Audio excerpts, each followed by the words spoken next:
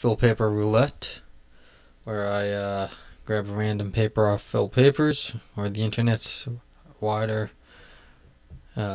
availability, and review it. I've not read any of these things before. I have been doing analysis ones because, well, they're short and not so, so you go a little faster, but can't really handle any more analysis at the moment. So let's see what we got. Ooh, some ergos. Those are all open access. So, hey, this is March 17th, and you're on GMT, so it's tomorrow out there. Let's just go for it. Okay, so 28 pages. I mean, I was going for like 10-page things, so these are good and about 3 times as long as I want it to be. Alright, c'est la vie.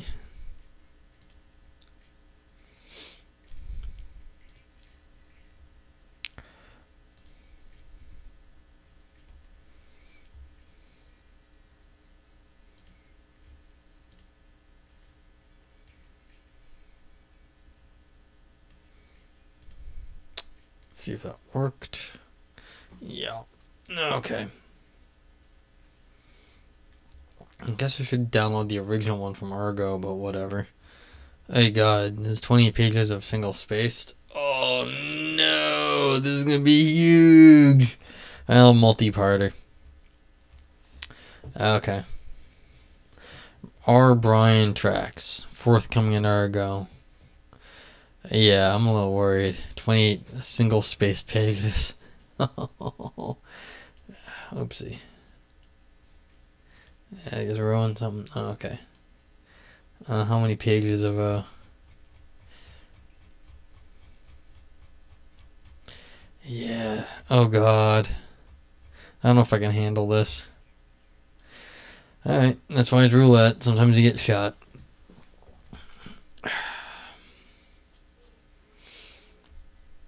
Sorry about the bad joke. The role of intuition in Kant's account of experience receives perennial philosophical attention. In this essay, I present the textual case, oh God, we're going through the text, that Kant also makes extensive reference to what he terms images that are generated by the imagination. Beyond this, I argue, images are fundamentally distinct from empirical and pure intuitions. Images and empirical intuitions differ in how they relate to sensation, and all images, even pure images, actually depend on pure intuitions. Moreover, all images differ from intuitions in their structure or format. I then turn to a question that naturally arises on the resulting view. If the imagination produces images, and if images are fundamentally distinct from intuitions, then how do intuitions relate to the imagination? I outline reasons for thinking that intuitions and their essential features do not depend on the imagination at all.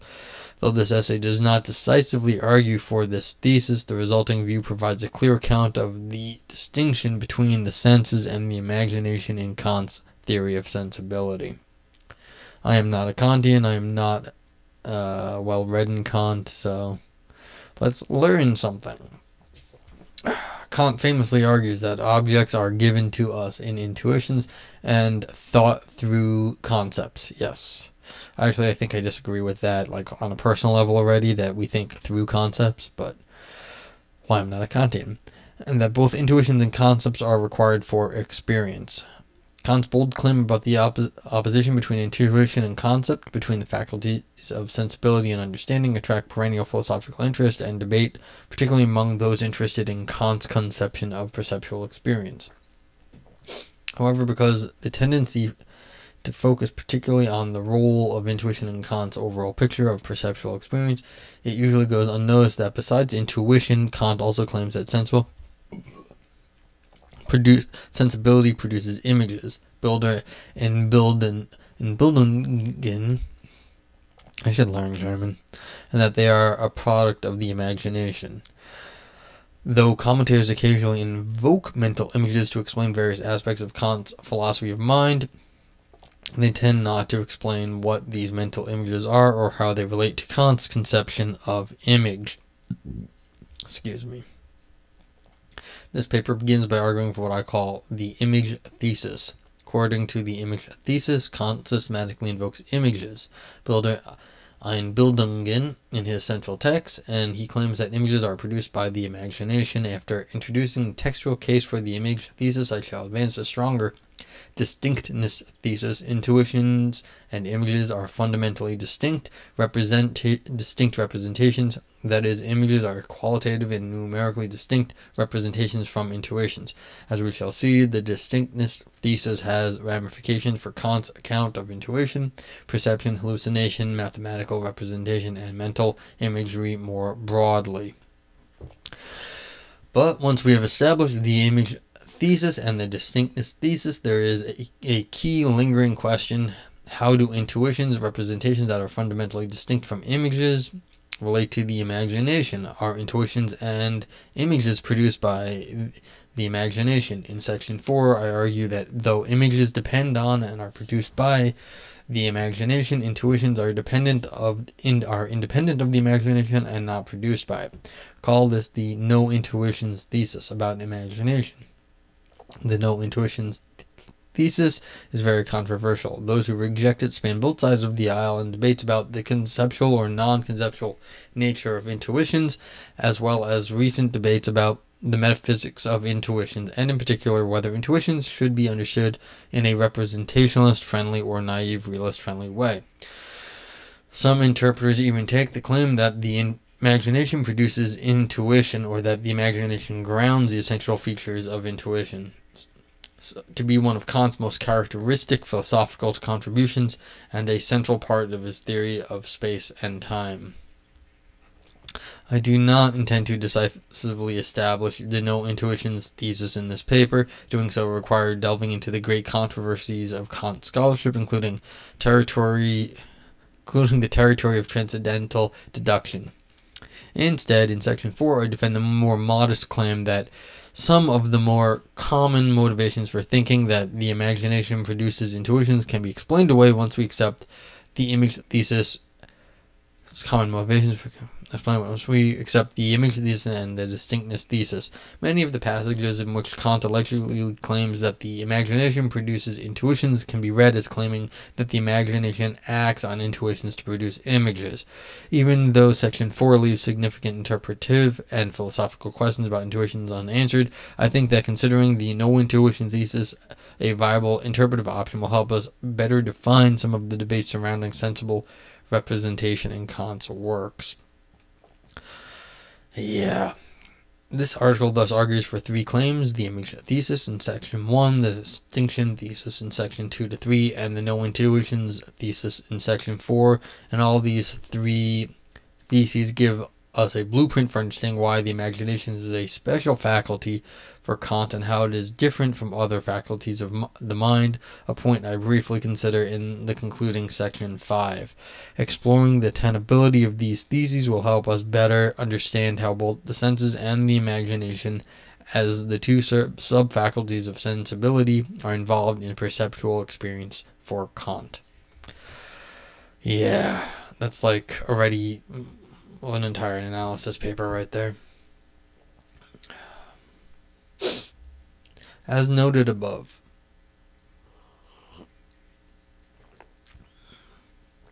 some recent readers of Kant claim that he never gave serious consideration to the idea of a mental image or phantasm distinct. Oh, sorry, I thought that 7 right here was a question mark. I was like, wait, why is this a question? Or phantasm distinct from intuition. This section introduces Kant's theory of images by arguing that Kant invokes images in a systematic way as products of the imagination, the image thesis. Moreover, it will motivate my contention explored later that image Einbildung is not a mere terminological variant of intuition, Anschauung, a theme that emerges and which I will develop. I apologize for my German, I'm sorry. And will develop in later sections is that images are products are produced by acts of the imagination that are directed at intuitions. To begin, there's a clear historical motivation for attributing an account of images to Kant. Many of Kant's direct influences acknowledge the existence of images, more German, as representational type, and they held that these images were produced by power of imagination or power to imagine. Consider Johannes Nikolaus Tetten's Philosophic German, which Kant read thoroughly prior to publishing the Critique of Pure Reason. In that work, Tettens argues that the representations that imagination pulls out from the outer senses are called images or phantasmata. Furthermore, he claims that these images are distinct from original sensations from which they are derived, and that images depend on the power to grasp, which he calls perception. Images are not produced merely from activations of our senses. Rather, images are distinct representations produced from such sensory activations, and they can exist even when such sensory activation is no longer present. Yeah. Similarly, Kant maintains that the power of imagination is distinct from sense. Like Tettens, he denies that images are the products of mere sensory activation. The senses, Kant writes, cannot produce images of objects. The senses cannot put together or associate different sensations or impressions in the way that imagination can. The imagination is thus left with the task of producing images, a task the intellect itself cannot perform. Like Tettens, Kant also explicitly claims that images can represent objects that are not present, which is unsurprising given Kant's gloss on the power of imagination as a faculty for representing an object even without its presence in intuition.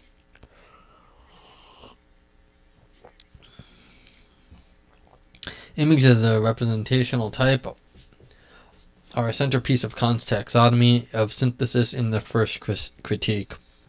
Consider the section heading that announces each synthesis in the A edition of the Transcendental Deduction. 1. On the synthesis. Hey, drinking and I can't speak anymore. On the synthesis of apprehension in the intuition.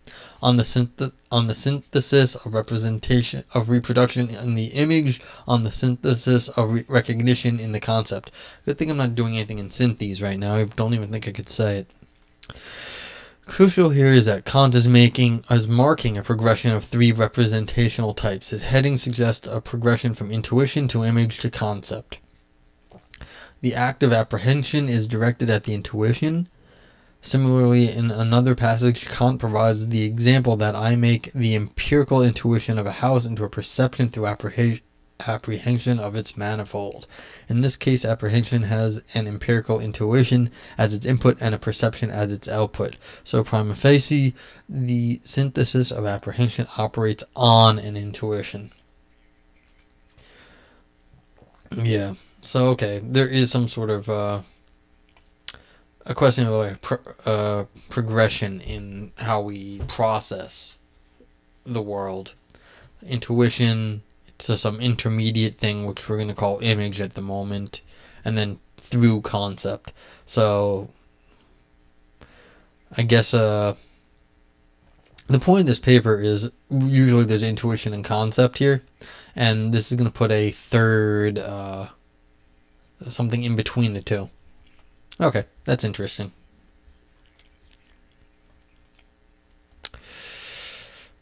Kant emphasizes the progression from intuition to image later in the A edition Transcendental Deduction. He claims that the imagination brings the manifold of intuition into an image. To bring out this progression from manifold of intuition to image, Kant suggests that the image must take up the impressions of senses, that is, apprehend those impressions. Kant then invokes a second activity in the progression, apprehension, which would bring forth no image without a capacity for calling back a perception. Thus, just as the Einbildung involves the synthesis of reproduction, so does the Bild in this passage involve the reproductive faculty of the power of imagination. Both terms denote a single representational type, an image paired with a particular mental activity, reproduction. What's more, intuitions and images seem to be distinct parts of the progression that Kant describes in both these passages. In the schematism, chapter of the first Critique, Kant turns to the relationship between images and concepts. Consider Kant's description of a schema as a representation of a general procedure of the power of imagination for providing a concept its image. Just as we progress from reproducing in the image to the recognition in the concept, so too we progress from an image to the concept that is provided with the image. The schema, in turn, is a representation of some protocol of the power of imagination for providing that image to the concept. Kant notes several sentences later that both images and schemata are products of the productive power of the imagination. Furthermore, he claims that images are produced through in accordance with schemata. Well, that's the question. What's schemata and what's our images then? Because it's like a image, are we talking an image like a schematic image, or what? And so in the schematism chapter, Kant invokes images in the way that parallels his taxonomy of synthesis. In sum, for Kant, the productive power of imagination produces images. So there's sort of like the schematic underlying the concepts then, like in between an intuition. Pretersely, the imagination produces mental images through acts of apprehension and reproduction. These images accord with schemata. Such images include an image of a line, an image of a triangle, and an image of the number 5. In the number case, if I place or apprehend 5 points in a row, this is an image of the number 5. Yeah, this is sort of like a schematic representation of some sort of abstract image of a schematic. Kant also speaks of an image of a city and how it is formed when the mind goes through and takes together the intuitive manifold, which is strikingly similar to how he characterizes apprehension in the first Critique. These observations taken together support the image thesis.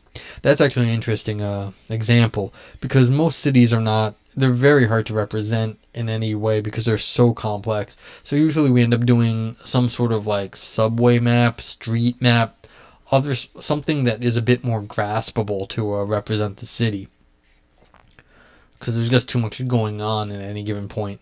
So if you think of how that sort of image of the city, like if you think, well, I'm in New York, so if you think of the New York subway map as a way to represent like where you can get to and how you can get there, it's a much more manageable understanding through the image, which happens to be schematic in nature.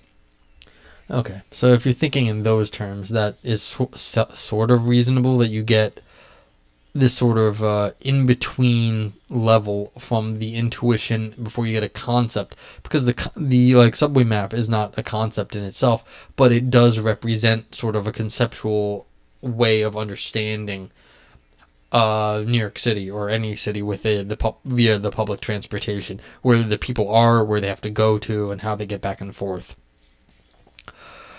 Images and empirical intuitions. Okay, we're at 18 minutes. Keep going. We can further unpack the image thesis by turning to our defense of the distinction thesis, the claim that intuitions are fundamentally distinct from images. Well, I'm getting tired, though. I shall argue for the distinctness thesis, I'm also second glass of wine now, regarding empirical intuitions by establishing 3 different claims. First, that empirical intuitions do not depend on images. Second, that images can occur in the absence of empirical intuitions. And third, that images differ in their format from empirical intuitions.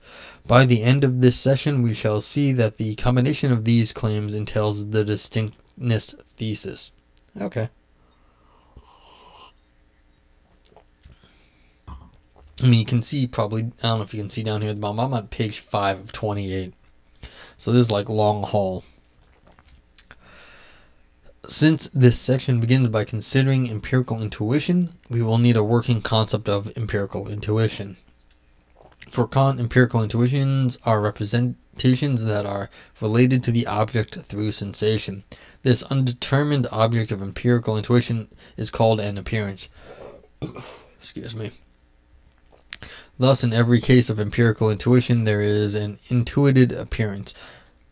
Kant operates with a distinction between mental acts or vehicles and their contents. Humans have 2 broad classes of empirical intuitions with different contents. Outer empirical intuitions of spatial appearance and inner empirical intuitions of temporal appearances. So we've got outer ones of spatial appearances and inner ones of temporal. Okay. For reasons of space, I will focus on outer intuitions in this essay. I appreciate that. Thank you.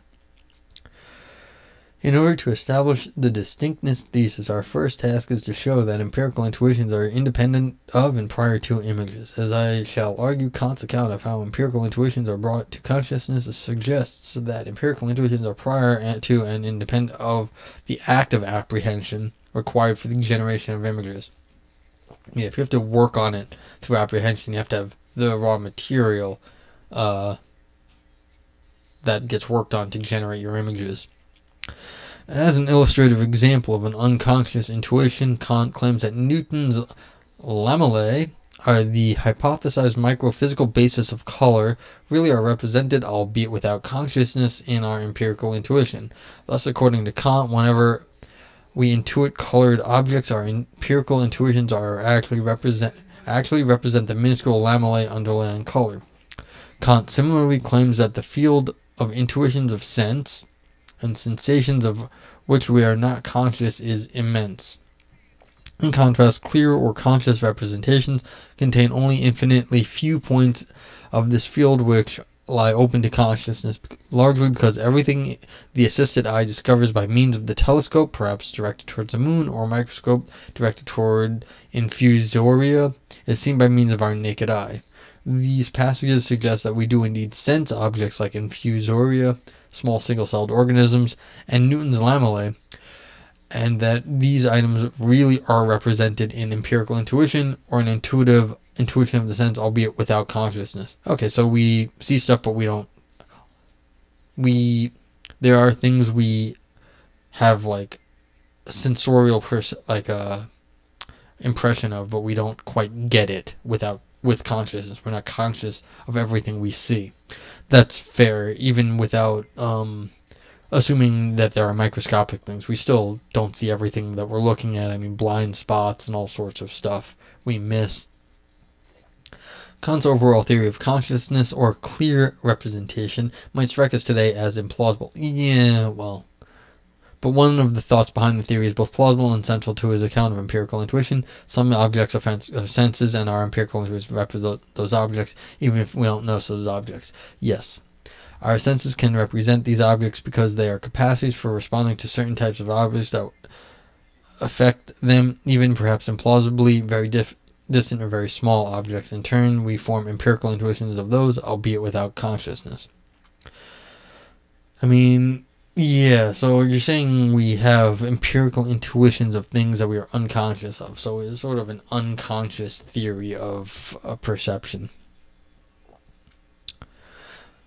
But images require an additional activity, namely that the imagination take together those empirical intuitions in a certain way. Kant maintains that the imagination is a necessary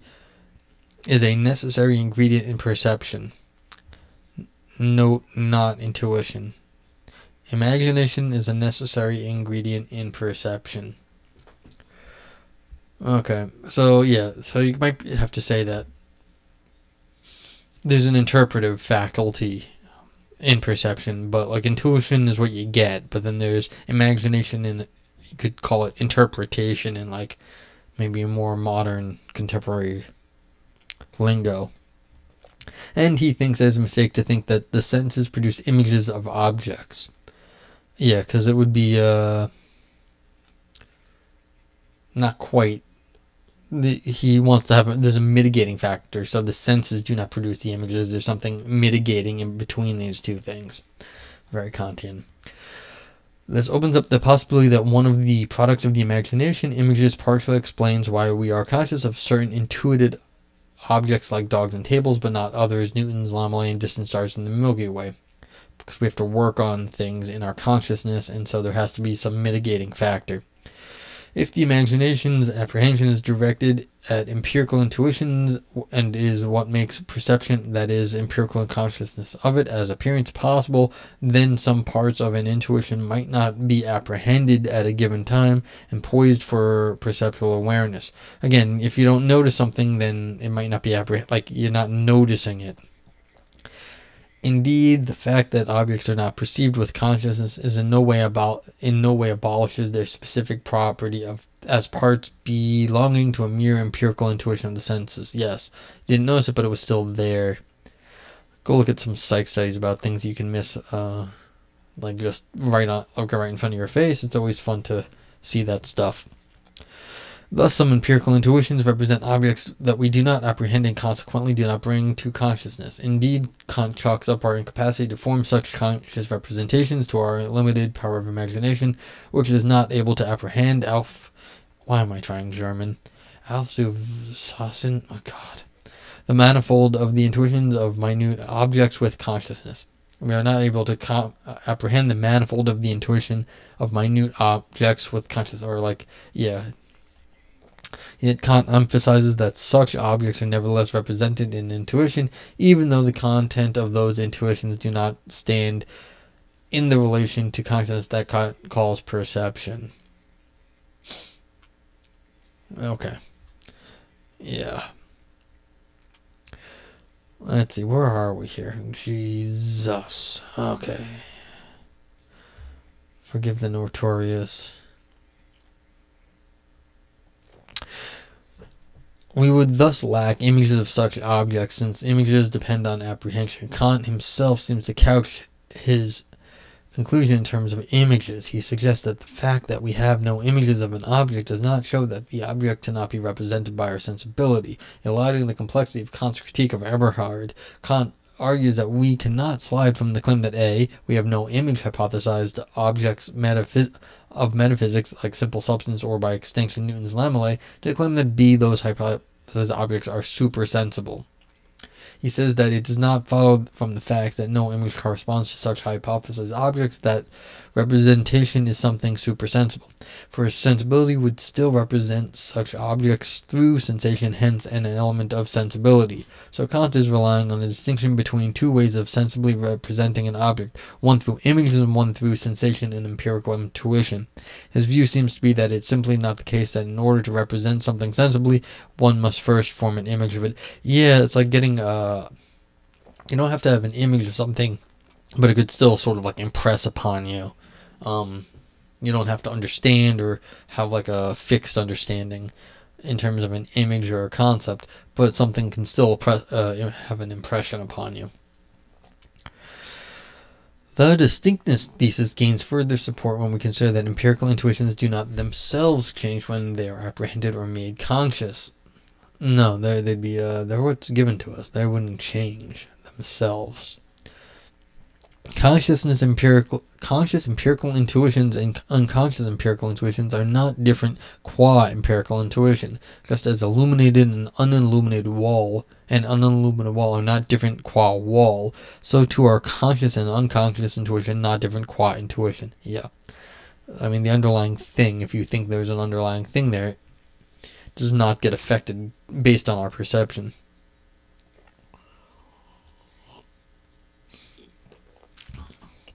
As Kant puts the point, consciousness of a representation makes no difference in the specific constitution of the representation, for it can be conjoined with all representations. What? Kant puts a point. The consciousness of representation makes no difference. Okay, yeah. Being conscious of a representation makes no difference in the specific constitution of the representation. Okay, so yeah, consciousness does not affect the constitution, and for it can be conjoined with all representations. Yes, because the consciousness can be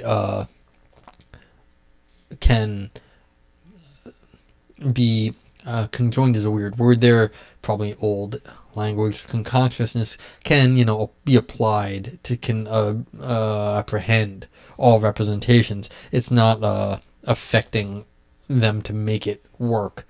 I mean, don't know if I agree with that, but it makes sense that consciousness has to have access to all representations, and the specific constitution of the representation doesn't really matter to consciousness. I mean, we see what we see, but that's always the case. As an example, consciousness of an empirical intuition is called perception. Fine. Similarly, consciousness is really a representation that another representation. What? Consciousness is really a representation that another representation is in me.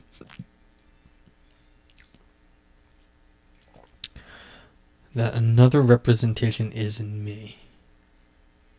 The clear intuition complex might involve an additional representation beyond the intuition, but the intuition itself does not differ. Yeah, this is the point. That the difference between a clear and obscure intuition is the way that the consciousness relates to one unchanging intuition. But what the heck does this sentence up here mean? Similarly, let's get the highlighter back. Yeah, what is, like, this quote doing for us? Consciousness is really a representation that another representation is in me. Okay, so consciousness is separate because it's a separate representation from the original representation. Fine. Maybe not the best quote. What's the footnote there?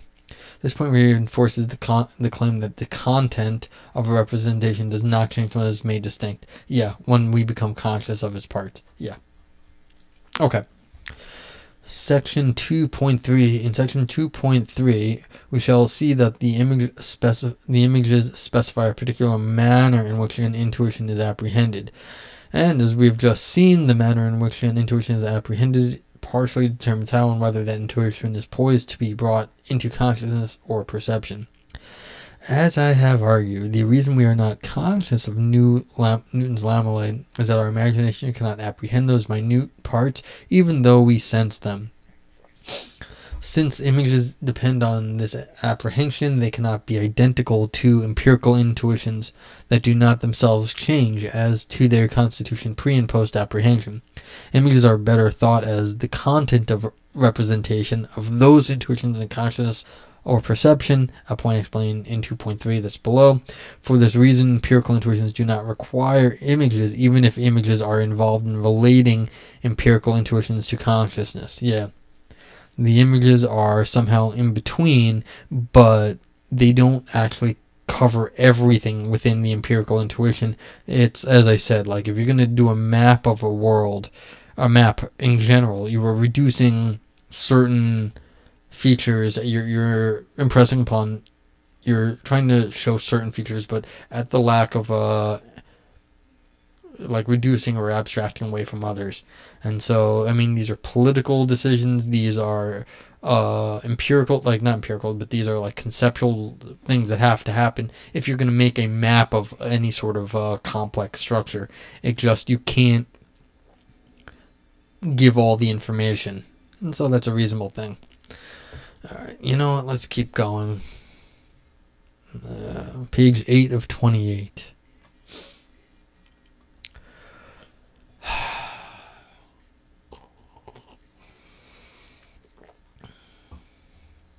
Alright.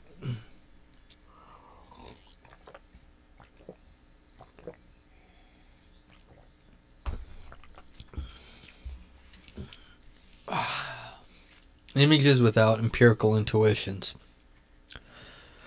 The present section turns to the second component of the argument for the distinction thesis. Though images depend on empirical intuitions, images can nevertheless occur in the absence of empirical intuitions. For Kant, it is true that in order for us to even imagine something as external, we require an outer sense. The power of imagination can impress images upon us only in relation to outer sense. Yet, though images depend on both imagination and sense, we can also immediately distinguish the mere receptivity of an outer intuition from the spontaneity that characterizes every image in virtue of having an outer sense. Kant thus marks off two representational types, outer intuition and image. And he suggests that outer intuition involves the mere receptivity of outer sense, whereas image involves the spontaneity of imagination. Kant repeats this point in notes. We really distinguish what he calls an image from intuitions of the senses. Though this point parallels what we already saw in section 1, Kant also adds that we have an empirical intuition of sense. The object must be represented as present, which sets it off from an image as an intuition without the presence of the object. So, yeah. Though Kant sometimes refers to intuition or intuitive representation in a way that encompasses both image and empirical intuition, I argue that there are fundamental differences between these two representations of sensibility. A key difference is that the object of an intuition of sense is not merely present, but represented as present. I shall now argue that one representational difference between empirical intuition or outer intuition or intuition of sense and images, that the empirical intuition involves sensations in a way that images do not. Well, I mean, you keep saying empirical intuition, and so now you're going to say that they have sensations, which would probably be empirical things. The images are not empirical in some sense. They never were. Okay, but we'll continue. Let's get the details. The organic senses produce sensations when they are affected by objects. Kant says that the effect of an object on the capacity for representation, insofar as we are affected by it, is sensation. You know, that's odd. I mean, I believe that's what Kant said, but like, how do you know what you're getting impressed upon is by objects? I mean, maybe it's something else, like other people would say facts, perhaps. And, I mean, for me, it'd be more like systems of objects. Yeah. Anyway, metaphysics. Kant says that the effect of an object on the capacity of representation, insofar as we are affected by it, is sensation. Yeah. Sensations are thus effect-dependent representations, but beyond this effect dependence, Kant also suggests that sensations play an essential role in our representation of objects as present. Sensation is that which designates an actuality in space and time, and sensation presupposes the actual presence of the object. Sensation originates from the presence of a certain object. In several of his works, Kant consistently distinguishes the power of imagination that represents objects even without the presence of the object from sense as the faculty of intuition of the present or sensation. Yeah, a whole lot of Frege turns on the sense object thing. Sensations, yeah, I mean, yeah. Go read some Frege and you can understand that he's responding to Kant on some of these talks, some of his points, very cogently too. Sensations thus play an important role representing present objects in space and time, yet because sensations by themselves do not relate to objects, sensations represent present objects only if suitably involved in empirical intuitions. Now, these general points suggest a straightforward proposal for how empirical intuitions represent objects as present. Empirical intuitions involve or contain sensation as part, whereas images themselves do not involve sensations in the same way. Images which do not presuppose the presence of their objects and empirical intuitions depend on sensations in a different way. Yeah, I mean, this is all textual. You can claim this. I don't know if, like, this is the problem. This is a point of contention here. Now, I'm sure that this is all nicely like referenced up and whatnot, but you don't have to agree with Kant on this point on how the empirical interacts with sensation. I don't know if I probably don't. I don't have enough mental power at the moment to cogently say what my disagreement is with the gentleman, but like, yeah, I'm pretty sure this is I have to assume there's a fair representation of Kant's view. But again, it turns on what do you mean by empirical and how, since the relation between empirical and sensation. Kant denies that the imagination produces new sensations when it produces images. Yeah, this is the rub, I guess you could say. The power of imagination is not creative, but must get the material for its images from the senses. Yeah. See, that's it. This is like this is a substantial claim, because most people would say the imagination is creative. That's what it does, but it doesn't create the empirical material, like the empirical raw material for that it gets from the senses. I mean, it may recombine things, but it has to have something to recombine to begin with. Moreover, sensations from the senses cannot in their composition be made by the power of imagination, but must be drawn originally from the faculty of the senses.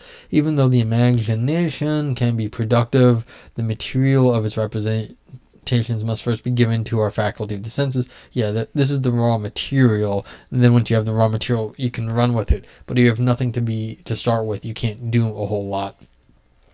So if one has never had a sensation of red by having one's senses affected by an object, then one's imagination cannot generate a sensation even by composition.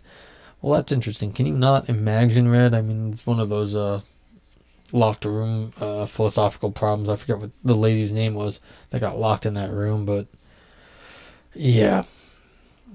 Not sure I believe any of those things. I mean, you close your eyes, you can like hit yourself in the head, you might see some colors. It's hard to just block them. This is what it means to say that the power of imagination is not creative. Well, it's not generative, I might say, of raw materials.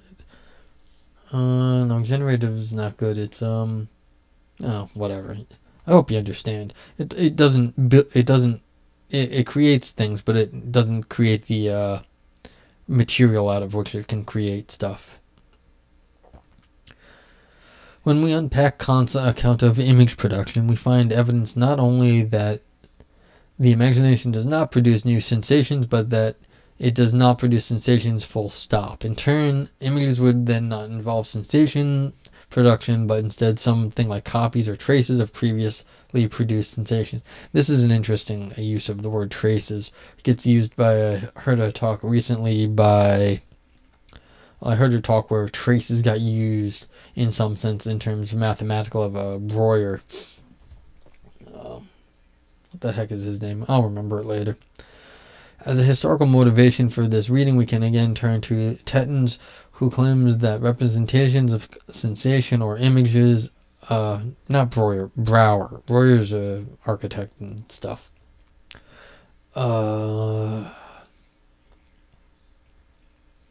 Or images are obtained from sensations and are produced when the imagination takes up traces of sensations.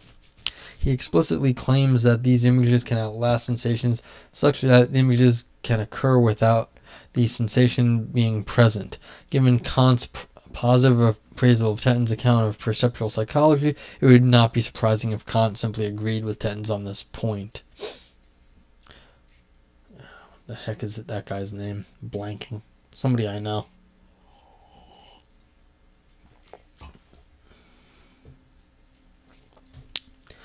It'll come to me later. Moreover, in his discussion of perceptual hallucination and illusion in the Anthropology, Kant claims that illusions involve taking images for sensations.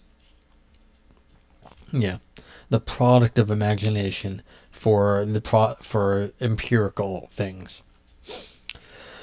So illusions involving confusing images and sensations. Some illusions involve confusing images and sensations. Plausibly, taking an image to be a sensation is a confusion because images are not sensations or composed of sensations. Otherwise, the mistake that Kant describes would not be a mistake at all. The subject would not be wrong in taking images for sensations if images themselves were composed of sensations. Illusions do indeed involve images that represent outer sensory qualities in virtue of containing traces of sensation. Illusions are not merely pathological belief states, but the subject need not simultaneously undergo a sensation to have such images. Sorry, I'm blanking on the naming. It's very much annoying me. The images in dreams also do not contain sensations as part... No, excuse me. I'm going to blow my nose. The images in dreams also do not contain sensations as parts. In his pre-critical dreams of spirit seer, Kant provides an account of daydreaming in which daydreaming of waking dreamers differs from regular dreaming. He claims that though the images in question may very well occupy a daydreamer, they still will not deceive him. Yeah, you sort of know when you're daydreaming. The daydreamer is not deceived because he can differentiate his fantastical images as hatched out by himself from the real sensations as an impression of the senses. Yet when the subject falls asleep, the external senses are no longer affected by objects, and all that remains are representations he has created himself. As a result, when we dream, we are deceived by our images. On Kant's view, the confusion of images and sensations arise because there are no sensations which allow the subject, by comparing the real sensation with the illusory image, to distinguish self-made phantoms from sensations. In short, our imagination can invent something for ourselves, but this is not a sensation. For instance, suppose I'm having a sensation of red while imagining green in a daydream. I have a sensation of red and an image of green. According to Kant, when I am in this daydream, I do not have the task of sorting out a heap of recurrent sensations, some of which green sensations are produced by the imagination, others of which red sensations are produced by the senses. Instead, the asymmetry between real sensations and images that lack sensations facilitates the distinction between a current sensing and a current imagining. As another example, when I entertain a mental image of a pirate, I might represent a rough masculine face, the characteristic hat, and the eye patch. But there's a... Really?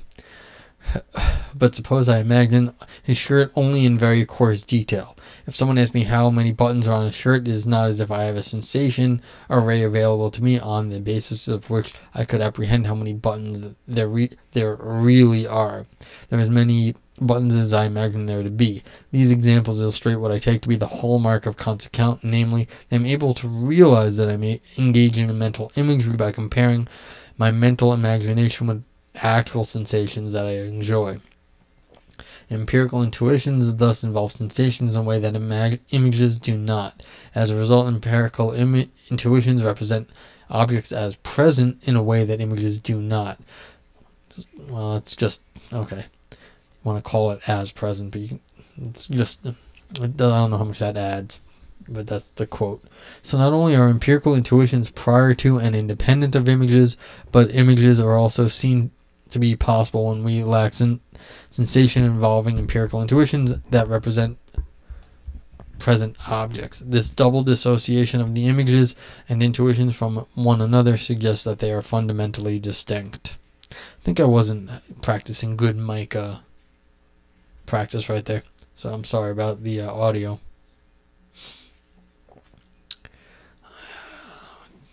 Let's see, we're on page 11 of 28. So let's see if we can get through the next section.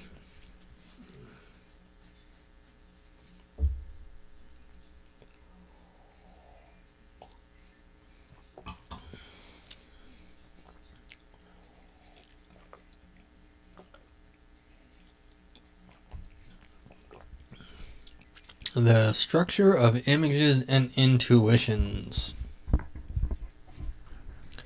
The third point in favor of the distinctness thesis is that the images and empirical intuitions differ qualitatively in their compositional structure. This may have been what I was saying earlier about the more abstract nature of images. As I shall now argue, the format of images stand in a many-to-one relation to the format of intuitions, and this difference is, this is the abstraction. And this difference in format entail a difference in content. This section will bring together our previous discussion by showing how images arise when empirical intuitions are determined. By the power of imagination, it will help us see a fundamental continuity between empirical images and pure images, to which I turn the next section. Okay, what would a pure image be?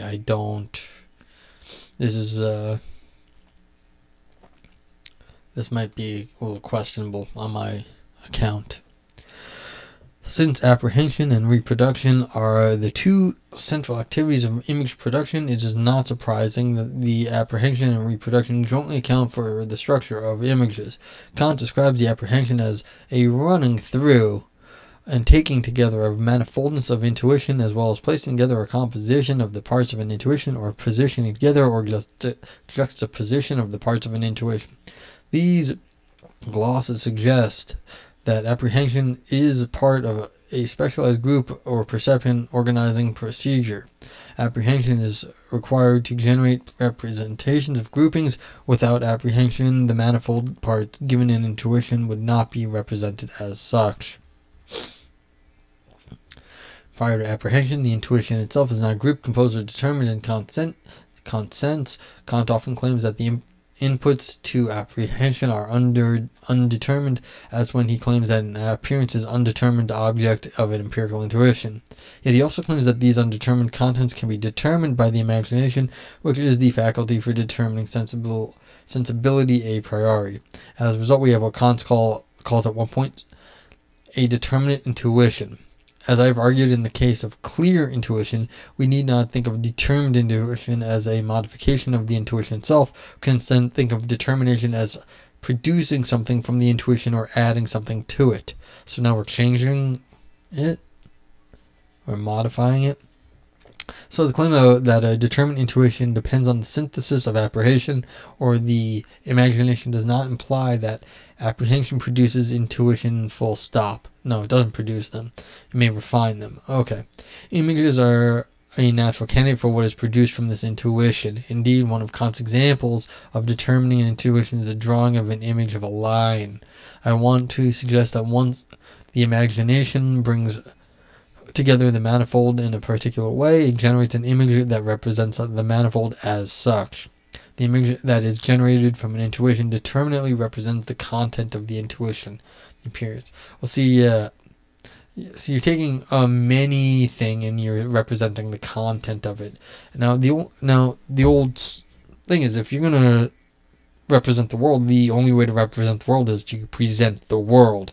Any sort of picture image is always reductionist in some way. You're reducing something to what you're interested in, not what the world is, because the only model of the world is just the world.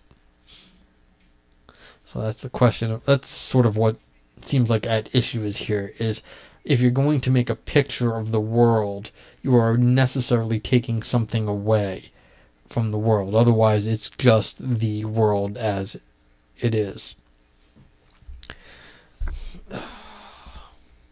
I'm really getting annoyed. I don't remember this guy's name, and he's a buddy of mine, and I know him. And I'll be able to find out later, but give me 1/2 sec. I want to look something up.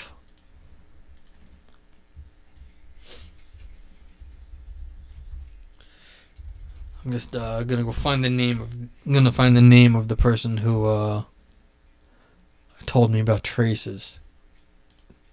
And because, it's a little bit important to be able to know who said what.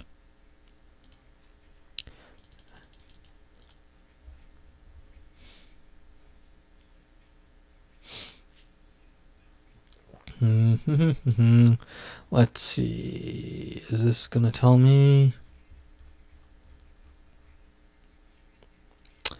Yeah, where is this?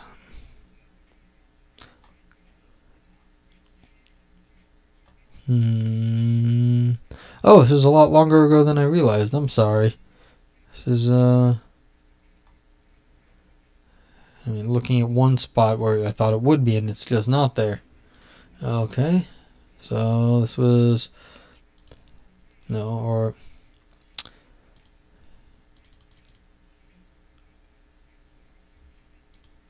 maybe I just clicked on the wrong thing. Let's find out. Okay, so no, I was right the first time. Let's see, maybe it was all the way. How is that possible?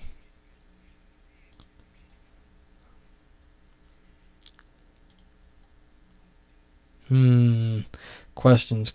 Let's see if I can find things out. Let's see. Vincent Paolucci. That's my boy, Vincent Paolucci. Sorry about that. Small aside, but I want to say thank you, Vincent Paolucci, for learning me about Brouwer and mathematical intuitions and these things. Okay, where were we? Okay, a concrete instance of this determinate representation involves the representation of relations between parts of the appearance, that is, groupings. Take the example of an image of the six.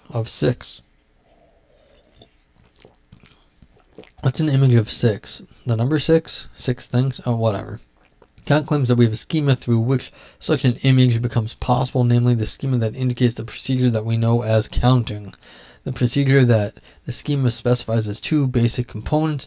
First, the imagination has to select some unit to iterate. Suppose it selects a dot as its unit. Second, the imagination has to apprehend this unit several times. The imagination treats all dots as of the same kind, but as spatially differentiated. This means that the given representation of figure 1 is to be treated as a group of objects of the same kind. In Kant's terminology, they are homogeneous, and each of which is a unit. No dot can be double counted. Figure 2 diagrams the apprehension of the dots. Ooh, there's pictures in this? Cool. The intuition in figure 1 represents items in space, while the image of 6 in figure 2 represents those items in a determinate manner. The red arrow denotes the activity of successive apprehension. When apprehension moves to a dot, say the fourth dot from the left, in the act symbolized by the third arrow from the left, the imagination simultaneously, okay, look at this, images,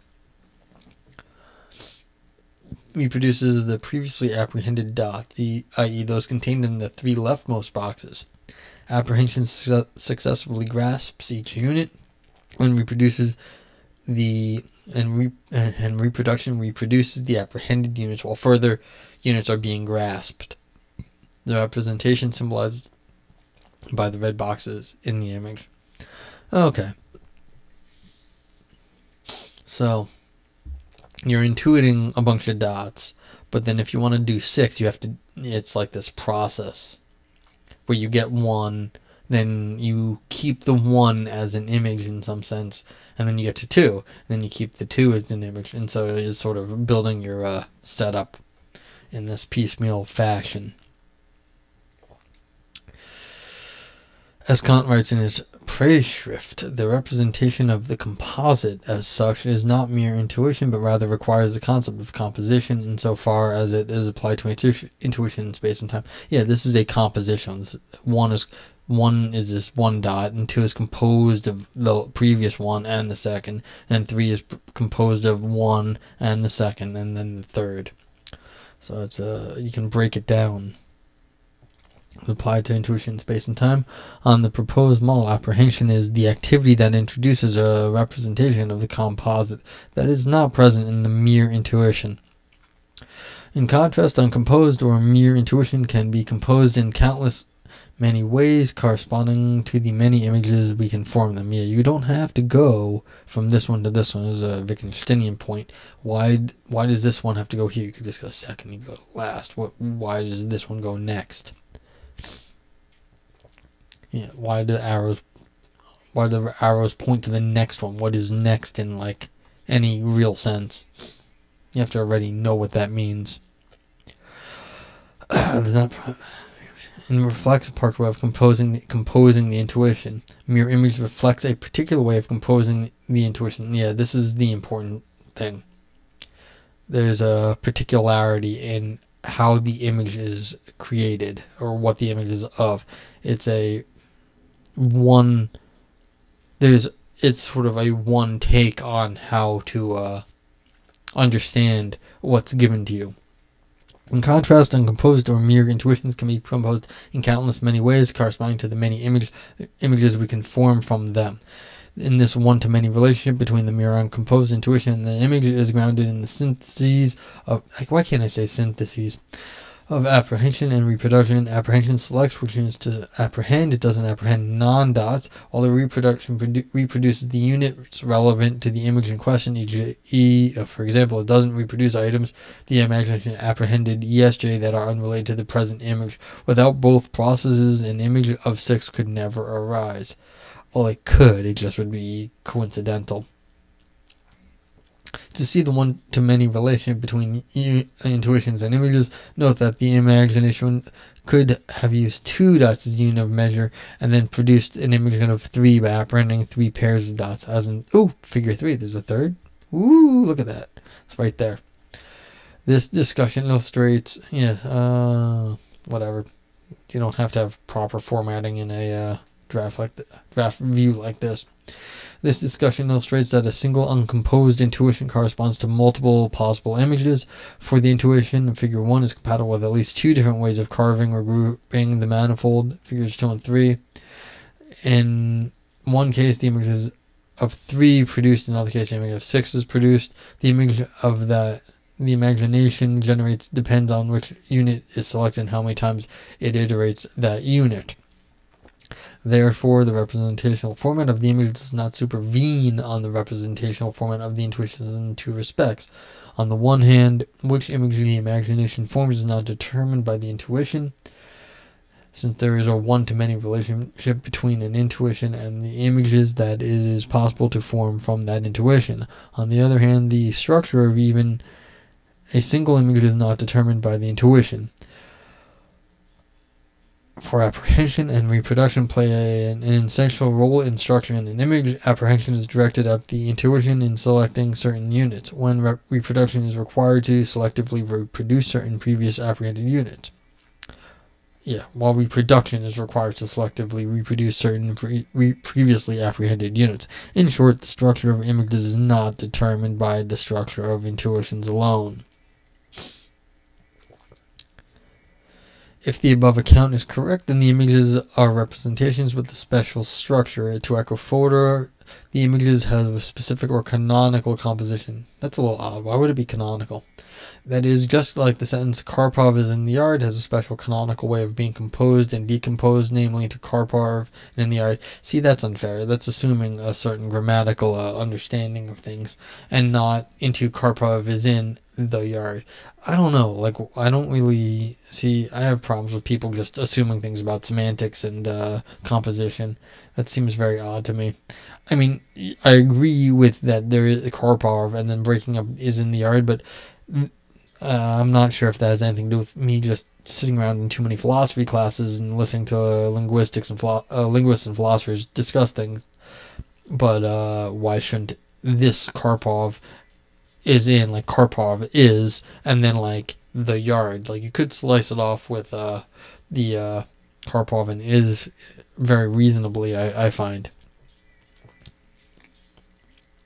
To do so, images need to be composed and decomposed in certain ways rather than another. The explanation for why images have certain structure, why an image is of 6 rods instead of an image of 3, depends on what determines the canon. Well, this is what I was saying earlier, is like it's a reductionist. I wouldn't go with canonical. I think that's not the right way to go about it.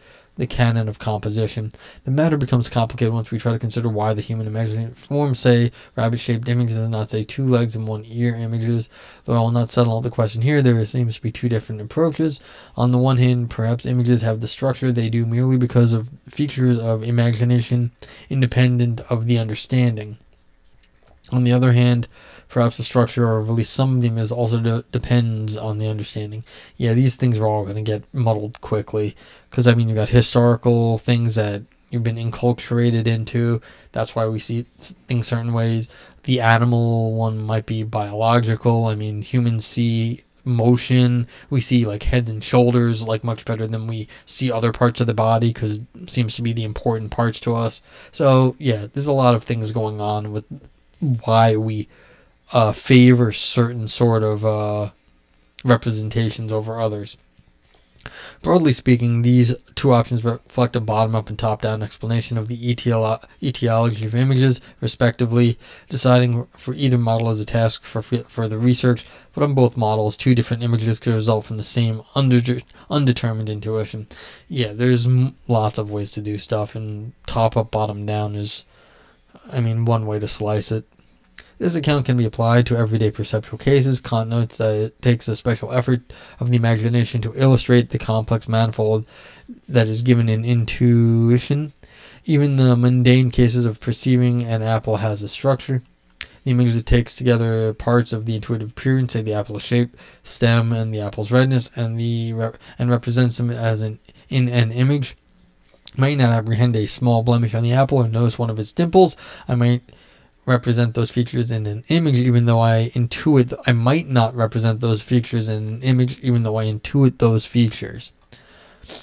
Yeah, on the above non-noticing sense of intuiting above. The image might also represent features that are not present in the phenomenologist would have problems with this, but that's okay. The images might also represent features that are not present in the empirical intuition, like the apple's backside or its juiciness, as assuming that I am not tasting it. In short, the empirical intuition still represents the apple and object in the surrounding space, and space surrounding it through sensation, but the empirical intuition does not represent any particular way of relating the spatial features to one another, nor does it represent absent features. Moreover, the same model could be applied to non-spatial inner intuition. Apprehension could group the intuition of a musical melody into distinct phrases, insofar as tempo and rhythm are part of the temporal form of music. It could also form images of the time from one noon to the next by grouping together a certain set of episodes or moments. I think this is all sort of like details on this, but like it's reasonable to say that, I mean, you're not, from what we are given in the intuition, just like from what the world does, we can see very different things. I thus think that we should understand a determinate intuition as a complex of an uncomposed intuition. So uncomposed intuition. So we haven't sliced it up and reduced it in any way. And an image is produced from it. I mean, again, this is where phenomenology kicks off, because they don't think these things are uncomposed. As in the case of clear or conscious empirical intuition, the empirical intuition does not itself change during the process of determination. The spatially ordered manifold of sensations is not altered between various ways of composing that manifold. Rather, the additional representational structure is an image distinct from that empirical intuition. Moreover, in virtue of this added structure, new contents, e.g. 3, are generated that have images as their vehicles. An image is not merely a set of empirical intuitions, but a distinct representation of that content, of the contents of an intuition. After all, I take it that is interpretive desideratum that the imaginations produces some new representation through its activities. Given Kant's claims that the apprehension and reproduction generate a representation of spatial and temporal objects.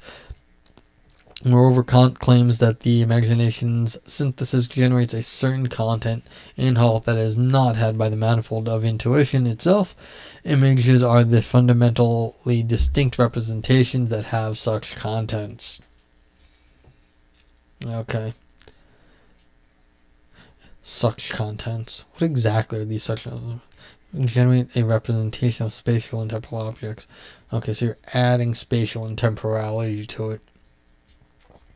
To conclude, there is a representation, an image distinct from the empirical intuition that A has new representational contents and that B does not depend on the presence of the object of the empirical intuition. This is a general model that needs to be worked out further, but these considerations show how the imagination apprehends intuition, reproduces what it has previously apprehended in order to generate an image. As a result, the structure of images depends not only on intuition but also on the synthesis of the imagination. Okay, page 16 of 28. I'm going to take a short break, and I'll get back to this in a part 2. So I hope to see you soon. Leave a comment or something you'd like me to comment on in the future.